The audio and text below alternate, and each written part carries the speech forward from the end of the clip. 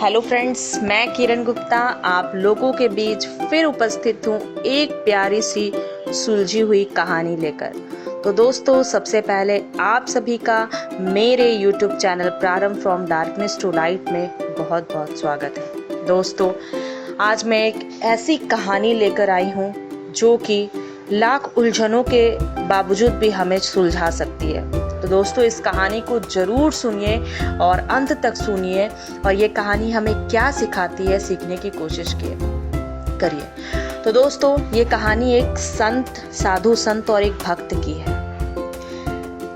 एक भक्त अपने गुरुजी के पास जाता है और गुरुजी के पास बहुत ही निराश होकर, नाराज होकर बैठ जाता है और कहता है, गुरुजी के चरणों में बैठकर कहता है कि गुरुजी, मैं लाख भक्ति करने की कोशिश करता हूँ, लाख मैं प्रयत्न करता हूँ, लेकिन मुझसे नहीं हो पाता है।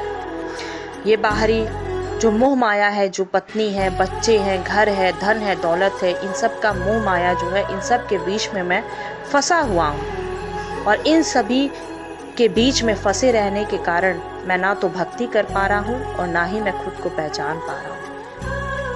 वो सारी समस्या गुरुजी के चरणों में बैठकर कहने लगता है। गुरुजी शांत बैठकर बस उसकी बातों को सुनते हैं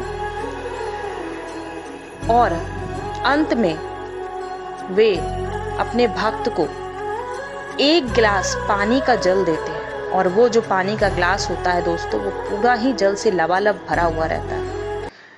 गुरुजी उस भक्त को वो ग्लास जो पानी का भरा रहता है उसके हाथों में देते हैं और कहते हैं कि ये जो पात्र है ग्लास का, ये जो पात्र है, इसमें पूरा ही जल भरा हुआ है। तुम इस जल को पकड़ो, इस ग्लास को पकड़ो और पूरे मंदिर की एक चक्कर काट कर याद रखना, इस जल की एक बूंद भी धरती पर नहीं गिरनी चाहिए। यही तुम्हारी सबसे बड़ी परीक्षा है। अगर तुम इस धरती पर इस जल की एक बूंद को भी गिरा देते हो तो तुम इस परीक्षा में विफल हो जाओगे और ये तुम्हारी सबसे बड़ी जिंदगी की परीक्षा है। गुरुजी का आदेश था, भक्त मान गया। गुरुजी ने कहा, संभल कर जाना, मंदिर के में जब तुम 4 चक्कर काटोगे तो वहां पर बहुत उबड़ खाबड़ है, रास्ते ऊंचे नीचे है। तुम्हें सब कुछ ध्यान रखते हुए इस जल को पुनः से जिस अवस्था में ले जा रहे हो उसी अवस्था में वापस लेकर आना है।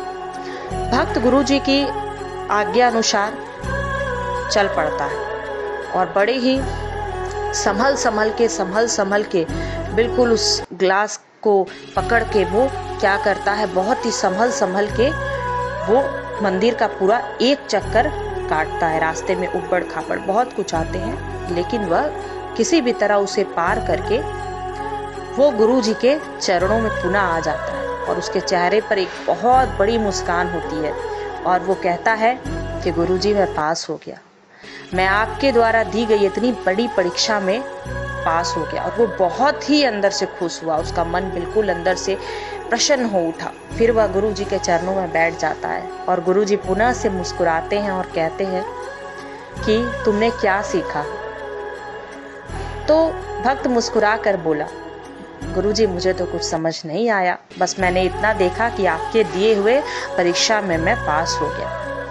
तब गुरुजी उसके ऊपर अपना सिर रखते हुए कहते हैं कि भक्त, यही तो था, जब तुम इस जल के भरे हुए ग्लास को मंदिर के चारों ओर लेकर घूम रहे थे तो तुम्हारे आसपास कई लोग शोर मचा रहे थे, हल्ला कर रहे थे, क्योंकि ये मंदिर था, प्रांगण था, इसमें कितने लोग थे, लाखों की भीड़ थी और लोग शोर मचा रहे थे, हल्ला कर रहे थे। कितने लोग तुम्हें देख रहे थे, रास्ते में इतने उबड़ खाबड़ थे, पत्थर थे, सीढ़ियाँ थी, ऊंचाई थी, नीची थी, बहुत कुछ था और लोगों का इतना शोर भी था। फिर भी तुमने उन चीजों को महसूस नहीं किया क्योंकि तुम्हारा सारा ध्यान इस ग्लास के पानी पर था कि इसकी एक भी बूंद धरती पर नहीं गिरे। तो गुरुजी का कहने का मतलब था कि तुमने अपने लक्ष्य पर फोकस किया, तभी तुम्हारा एक जल धरती पर नहीं गिरा। जबकि जो बाहर की जो अवस्था थी, जो बाहर कई लोग थे, उबड़ खाबड़ थे, लेकिन तुम्हारा ध्यान उस पर नहीं गया।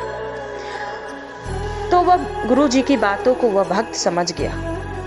भक्त अपना सिर जो है वो गुरु जी के चरणों में लगा देता है और कहता है, गुरु जी मैं आपकी कही बातों को समझ गया। तो गुरु जी का ये कहना था कि जब हम अपने लक्ष्य पर फोकस करते हैं तो बाहर क्या हो क्या नहीं हो हमें उससे कोई मतलब नहीं होता है। अगर आप 100% अपना लक्ष्य पर दे देते हो तो अगर आपके बाहर कोई भी चुनौतियां हो, जो भी मोह माया हो, जो लोग हो अच्छे बुरे, आपको उससे कोई प्रभाव नहीं पड़ता। तो दोस्तों मोरल ऑफ द स्टोरी ये थी कि चाहे आप भक्ति कर रहे हो, चाहे आप पढ़ाई कर रहे हो, चाहे आप किसी भी बहुत बड़े लक्ष्य है आपका और अगर आप उसके पीछे 100% दे देते हो तो कोई भी बाहरी शक्ति ऐसी नहीं होती, कोई भी बाहरी शक्ति ऐसी नहीं है जो आपको प्रभाव डाल सके। बस आपको बाहरी लोगों को ब्लेम देने से अच्छा है आपको अपने काम में फोकस करना होगा। ये जो भक्त थे, इस कहानी में जो भक्त थे वो भी यही कर रहे थे। वो अपने काम से ज़्यादा बाहरी लोगों पर फोकस कर रहे थे, इसलिए वो अपने उद्देश्य को प्राप्त नहीं कर पा रहे थे। और जिस तरह गुरु जी की एक छोटी सी शिक्षा ने हमें ये सिखाया कि जब हम अपना 100% अपना लक्ष्य पर देते हैं तो बाहर चाहे जो भी शक्तियाँ हो उसका कोई प्रभाव हम पे नहीं पड़ता। तो दोस्तों हमेशा याद रखिए, अगर लाइफ में आपका कोई भी बहुत बड़ा से बड़ा चुनौती है या बड़ी से बड़ी परीक्षा है, अपना 100% आप अपना लक्ष्य पर दीजिए और ऐसा कोई भी शक्ति नहीं है जो आपको रोक सके। आप अपने लक्ष्य को जरूर प्राप्त कर पाएंगे अगर आप अपना 100% देते हो।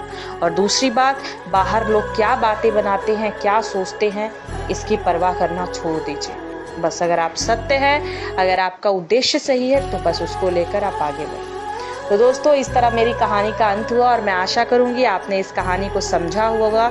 और ये इतनी अच्छी कहानी थी कि अगर आप उलझे हुए भी हैं तो भी आपको ये कहानी बहुत कुछ सुलझा सकती है।